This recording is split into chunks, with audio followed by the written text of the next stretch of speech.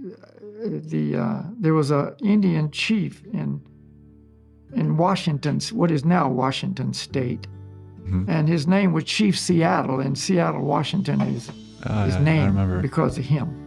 I've heard about him. Yeah, he was one of the big ones. Very influential. But he made a statement that if the common man in our society acted like the leaders of your society, we would kill him.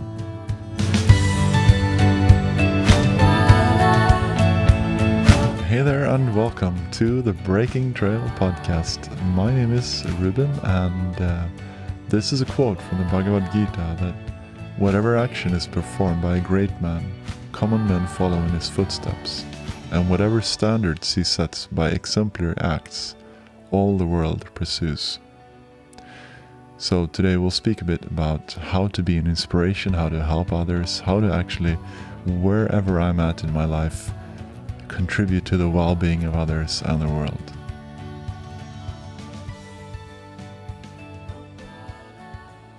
Okay. You must have very dry wood, man. That thing started up like Yeah, immediately. I know. So one trick that I've learned, my mother tells me, is you should keep the firewood inside for a day and then you use it. Yeah. And what I learned in the military service, there's actually a book called Eld, which means fire, which is like inspired by the Samis, how they made fire and how they kept the fire going, and so there's a whole like book with the art of fire, and she read that, so we were speaking a bit about it. Like, I mean, nowadays I guess most people don't even have a fireplace, but back in those days it was essential. And the nomadic Sami people, they would make their when they had a fire, you wouldn't like let it burn out. You would keep it in the night. You would keep it going. You would always, when you would even travel with it, you would make it like put it in the soil or something. So you would keep the little, some kind of what's it called? Embers. Embers. Embers. Yeah. Exactly. You'd keep those when you travel, and I've read that kind of. The Native Americans did similar things. Yeah. Yeah. All those native cultures, they had the material stuff figured out, Exactly. Like, and we think we're so civilized and advanced, and that was all cavemen, and they were like, but why is that? Why? How are we better? How are we more civilized? How is today's society better? If you look from the outside of what we're doing, like if someone would fly here from outer space and look at us, like look at society where we're going, like someone said, we're polluting the air that we're breathing, or we're polluting the water that we're drinking, we're destroying the land and filling it with chemicals and poison so we can't eat the food. We're like, what? How can you say that things are going better in such a scenario? And another interesting point, I don't know about the Sami, it's probably the same, but in the Native American cultures, different tribes and so on, in general, I'm not saying this was everyone, but in general, they had very strict rules about male and female association and contact. Oh, yeah. Very strict. Yeah. It wasn't like just some, animalistic orgy like people portray it, That's true. There was very, very strict moral codes in these supposedly uncivilized people. And it was the white man that came in and destroyed all the good things. Wow. There was a Indian chief in Washington, what is now Washington State, and his name was Chief Seattle, and Seattle, Washington is named because of him. I've heard about him. Yeah, he was one of the big ones. Very influential. But he made a statement that if the common man in our society acted like the leaders of your society, we would kill him.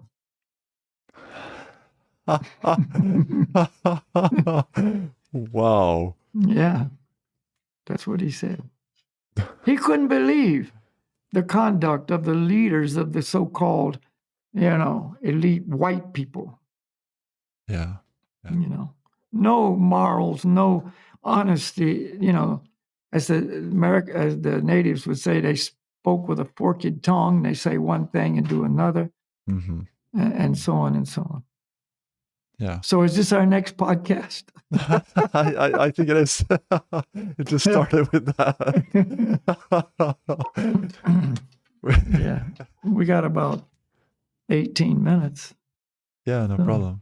No problem. But that's just, there was a, yeah, I had this encounter yesterday. I've been, I don't know in which direction I want to take this, but because it might be, but anyway, I appreciate that point of like, you need to have some kind of standard of living, and having rules and regulations is not a bad thing. Of course, it's all done on a volunteer basis, no force, but to have a clear direction and to have clear guidelines, what you do and you don't do, that's human life. Because you're able to distinguish between, not necessarily, you don't need to say like, okay, good and bad, but let's say, this is going to take me in this direction and this other thing will take me in that direction.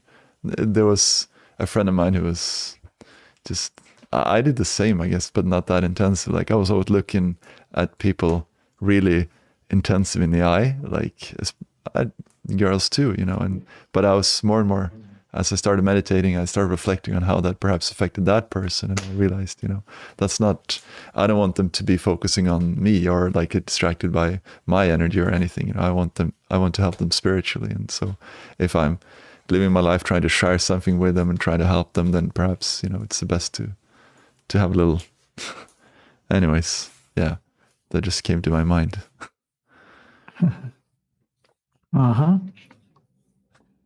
Yeah. But yeah, all too often when we interact with people, we're trying to draw the attention to ourselves. Exactly. Yeah. Look at me, listen to me, think high of me because of what I've accomplished or what I did, or, et cetera, et cetera. In other words, I'm the center of the universe, and I'm trying to draw everybody's attention onto myself. And it's just another proof of the conditioned consciousness we're in, that I'm the center. Yeah. Whereas true spiritual teacher is trying to do exactly the opposite. Don't put your attention on me. Put your attention on the Supreme Lord. Put your attention on spiritual life and spiritual growth and spiritual accomplishment and achievements, and, make this your horizon. Yeah, exactly.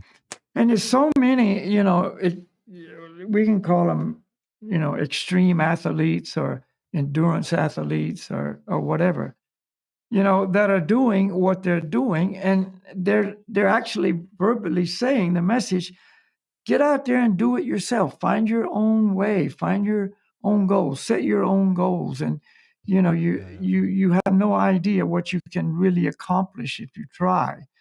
Don't limit yourself. Don't put boundaries. Go beyond your boundaries. You'll be amazed at what you can accomplish. I'm nobody special. I'm just another person that's, showing that the limitations are limitless. Oh, yeah, like that. In other words, this is a message that a lot of these kinds of people are portraying now. But it's all material goals, material achievements. You'll be amazed at how much you can push your body. When the body is saying, I can't go any further, you've got to, bring in the mental strength and just keep going, push through it, overcome, all the challenges and obstacles and difficulties. And when your mind throws up the red flag and says, I can't go any further, don't listen to it. Keep going, and you'll have your highs and your lows, and, but in the end, you'll be a better person, and you'll be so much, more aware of what you can do. You're more aware of yourself, etc. But it's all material accomplishments and achievements and goals. And nobody of these people that I've seen so far are mentioning anything about spiritual goals. Yeah. You know, And that's where they just don't understand what life really is and what it's for. but that's just like that is so attractive to people. I mean, I meet so many people that are so amazed by the, this breathing technique that can help you stay underwater for half an hour, or you can stay in cold water for 5 minutes, and survive or whatever. Like it just this. But I guess you spoke about it the other week. I guess it's the outer focus, it's the sensation focus. Like people are so drawn to these things, but the spiritual challenge and the not that we promote living spiritual life for the challenge itself, I guess, but still we don't see that as, or the people that are the true spiritual teachers that have developed spiritually and are trying to teach that to others. They are not the leaders or the big idols that are promoted in society. It's rather the opposite. Yeah, because it's like a materially based consciousness. Yeah. And I am the body concept. It always goes back to the root of false identification. I think I'm the body. And I, the body, can achieve amazing things, by these techniques or this perseverance or this training regime or, this I won't give up attitude or, but it's still false because I'm not the body. And so therefore, all these people, it never makes them truly happy. They're the best in whatever they're the best in, and maybe acclaimed by everybody that, okay, this is the best. But they're still not satisfied. They're still not happy. They got to get better. They got to prove, well, that was then, but now I can do even more. There's always this hunger for more, for doing it. Extreme. I see what you mean. Yeah. And at the time of death, totally. What does all that accomplish? Yeah. I don't know if you saw it in the news, but this past week, maybe 4 days ago, probably, one of the top-ranking, well-known snowboarders in the world. He was from Slovenia. I forget his last name. Marko is a very difficult name. Grilc or something. Anyway.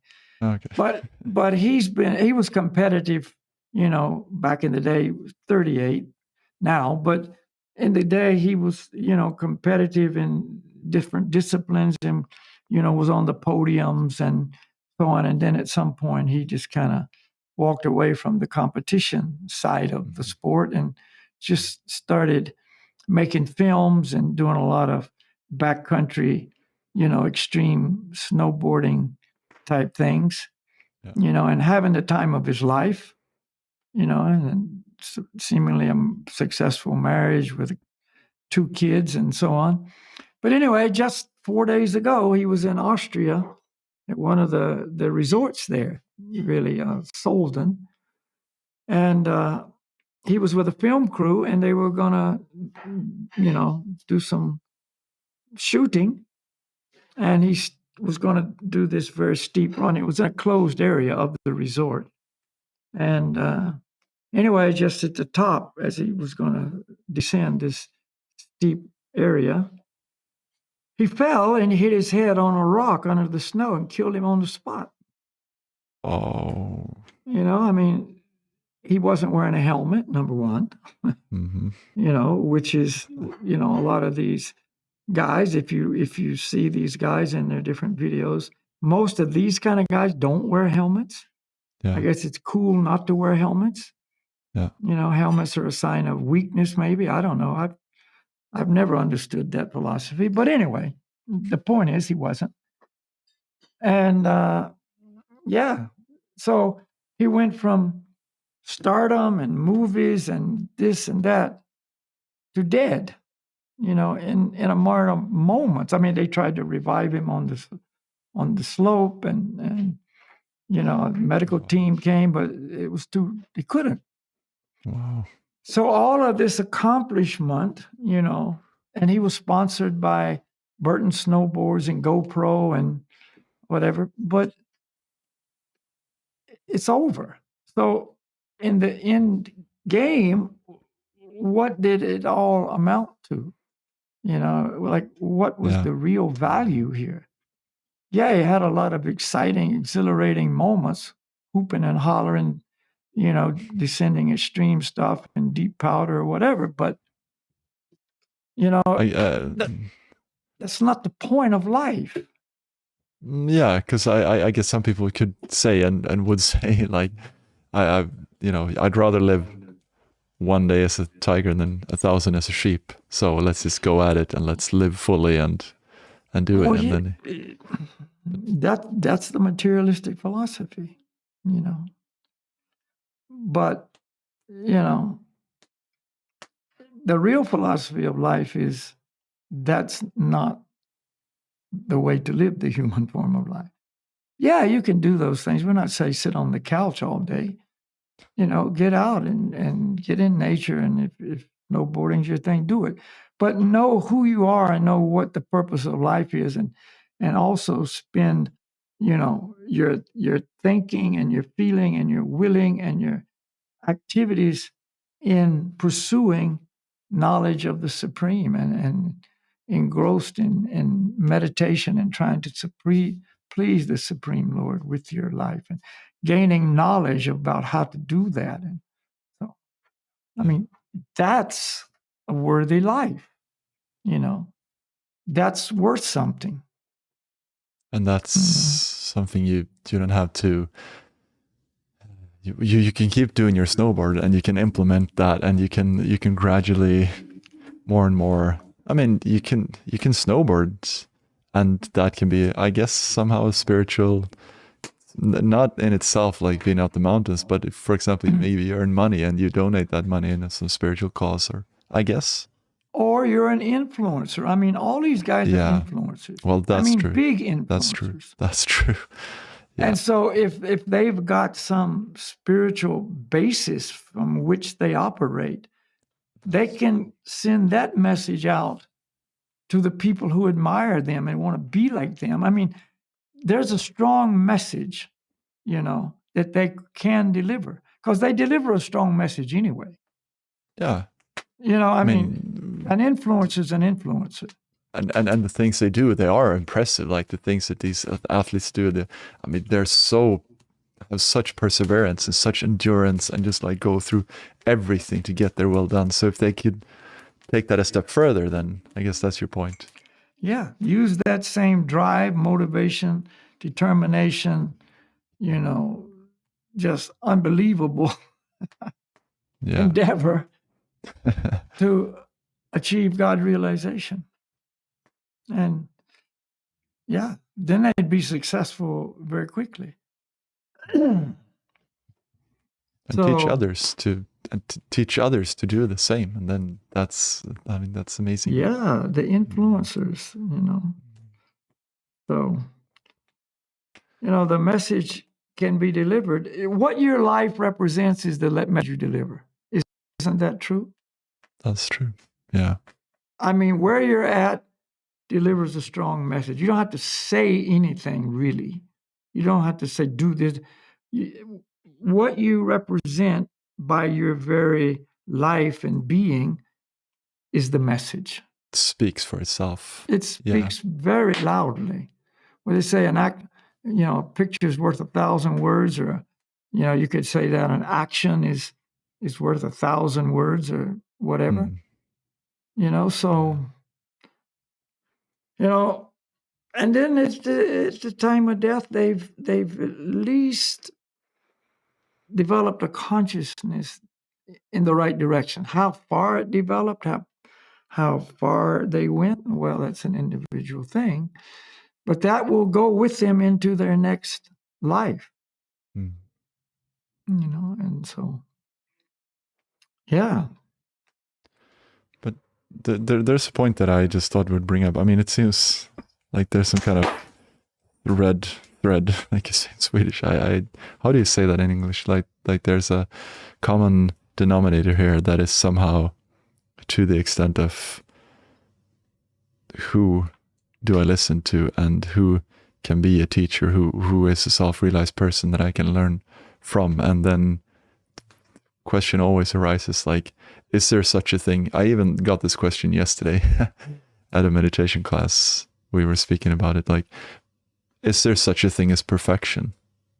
Because we see those people. We speak about, a spiritually realized soul, a perfectly realized person, but most people would never even imagine that that's possible, to come to such a platform of where you don't have this contaminations. And well, yeah, it is hard to believe because, basically such a person is so rare, you've never experienced that.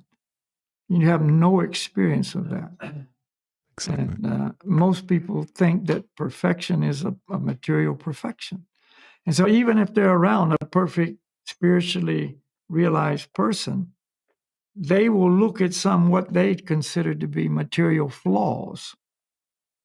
And they will say, well, this is not perfect. Look, he did that. He said this. He does that. So you're They'll putting put yourself themselves above. in a judgmental position. And you can always find what you consider to be a flaw. Yeah. But perfection means a relationship of pure surrender and love for the Supreme Person. And that is not always externally visible to the materially conditioned eye. Yeah, I see what you mean. Mm-hmm. And so, because we think that we know from the outside what, from the looks. Again, it's on the external level. It's not the internal. yeah, well, he doesn't look perfect. Yeah. Yeah, it's perfection is different. Spiritual perfection and material perfection. And there's no such thing as material perfection.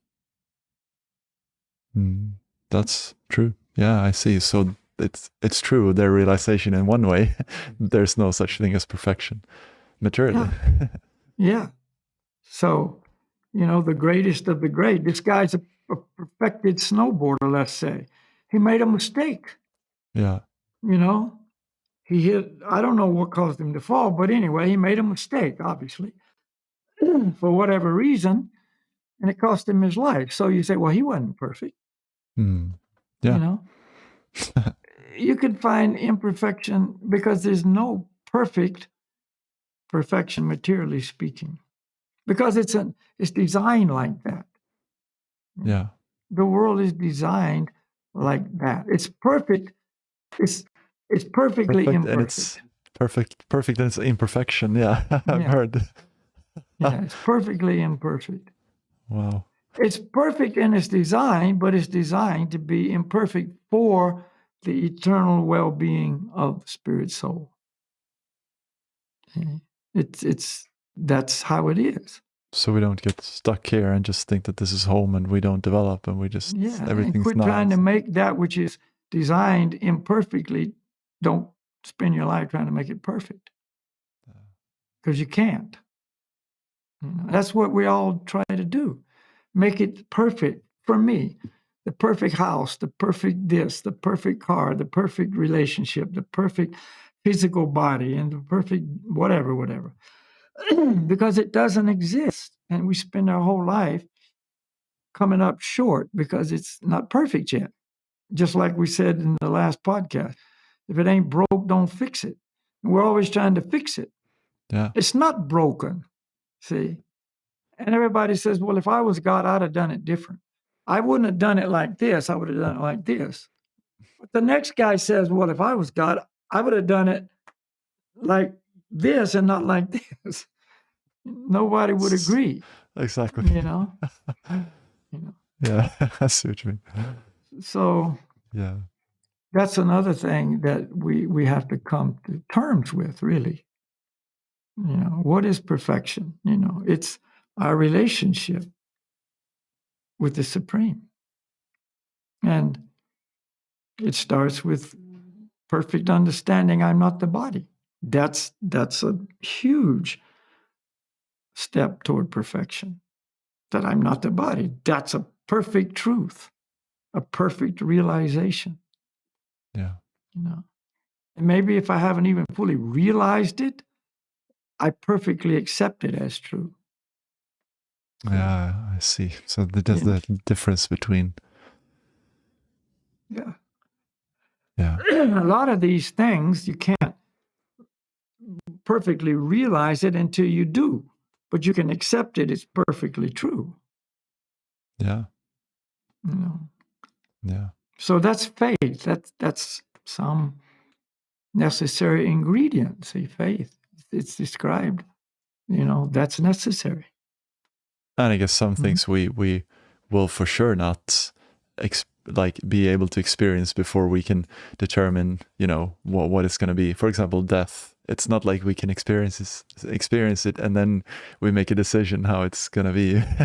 No one's going to be able to experience it first, and then you might have a near-death experience, but then you're still not dead. You're still in the material world, and you're still coming back. Right. It doesn't count. Yeah. But it wakes a lot of people up to the fact that they're not the body. Yeah. Yeah. But then they don't know what to do with that knowledge. Exactly. You know, and okay, I know who I'm not. I know I'm not the body, but I don't know who I am. Yeah. You know. Okay, well, now what?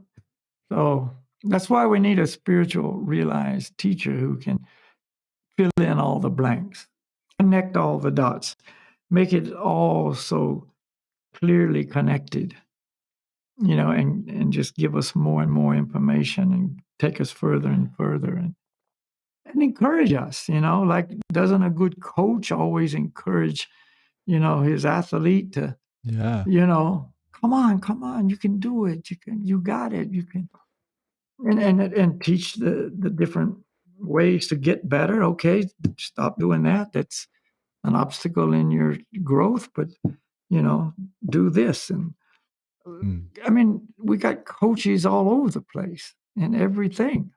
Yeah, that's true. So we need that perfect spiritual coach to encourage us, to correct us, you know, to discipline us, to guide us, to love us, you know, because it's all done out of love. It's not done out of any other motivation. You know, a true teacher, whatever it may be that he does, is done out of love. It's not to hurt anybody. So it can come in different forms, you know, but it's for the well-being of everybody. Yeah. And love is not always what it's often it's deeper than on the externals. yeah, always like, oh, you're so great in every way, so much love, but actually, you know, sometimes love comes in the form of telling you, you know, you're not so great, you need to this is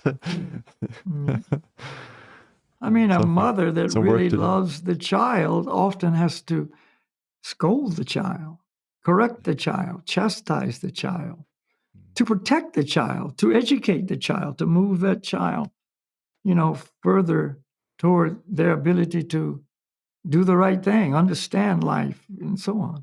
But they're doing it out of love. They're not doing it to harm the child, Yeah.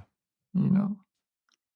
So it's like that, but on a perfect level.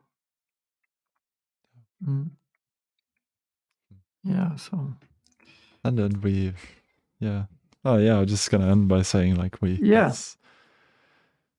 all need that. Like I had this again back in the previous episode, just like this yeah, this idea of you need the wisdom to know the difference between the things that you can change and the things that you can't change, and then knowing whether I should try to change, which things I should try to change, and which things I don't need to try to change. Right. Yeah. Sometimes I need to change myself and not the outer situation. Yeah. Okay, Ruben, I think we better have a little kirtan. Well, yeah. Let's do it. I think I have to put some more fire on some more wood on the fire. But it's okay, Slava. I'm recording I'm recording on. Yeah, I'm recording anyway through Restream. No, that was the second one. That was the second issue. I could have told him more clearly. Yeah. The guitar, I guess I need. Mm-hmm. That's all right.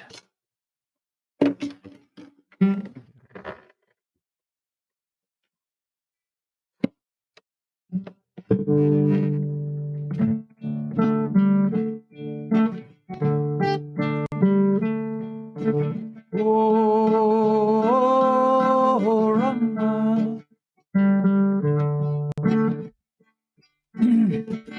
Ranga, Oh, Rama. Goranga,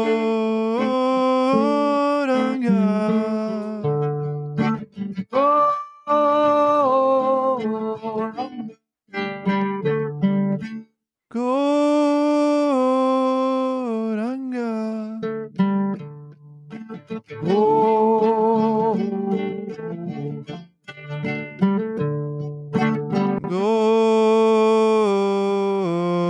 Goranga, Harebo.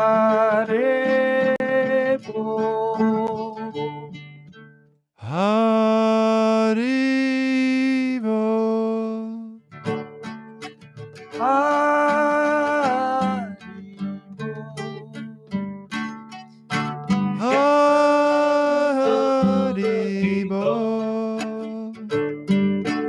Haribo. Haribo,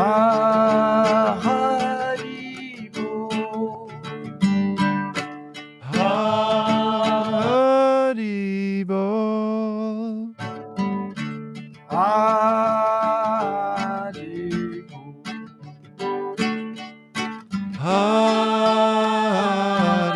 Haribo, Goranga Haribo. Goranga, Haribo, Goranga Haribo. Goranga, Haribo, Goranga Haribo. Goranga, Haribo,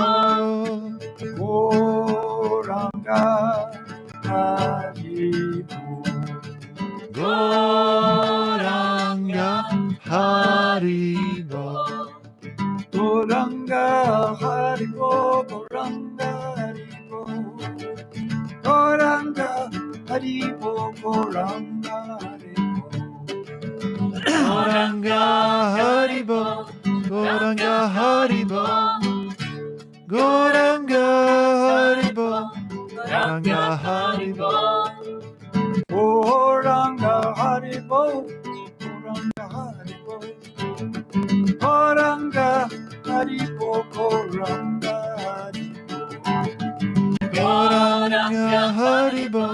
Goranga, Haribo, Goranga, Haribo, Goranga, Haribo, Haribo. Haribo, Goranga Haribo. Goranga, Haribo, Haribo. Haribo, Goranga Haribo. Goranga, Haribo, Goranga Haribo. Goranga, Haribo, Goranga Haribo. Goranga, Haribo, Goranga Goranga, Haribo, Haribo.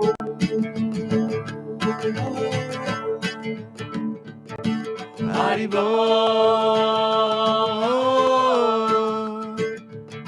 Haribo.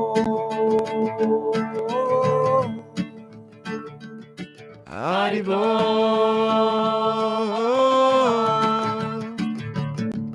Haribo.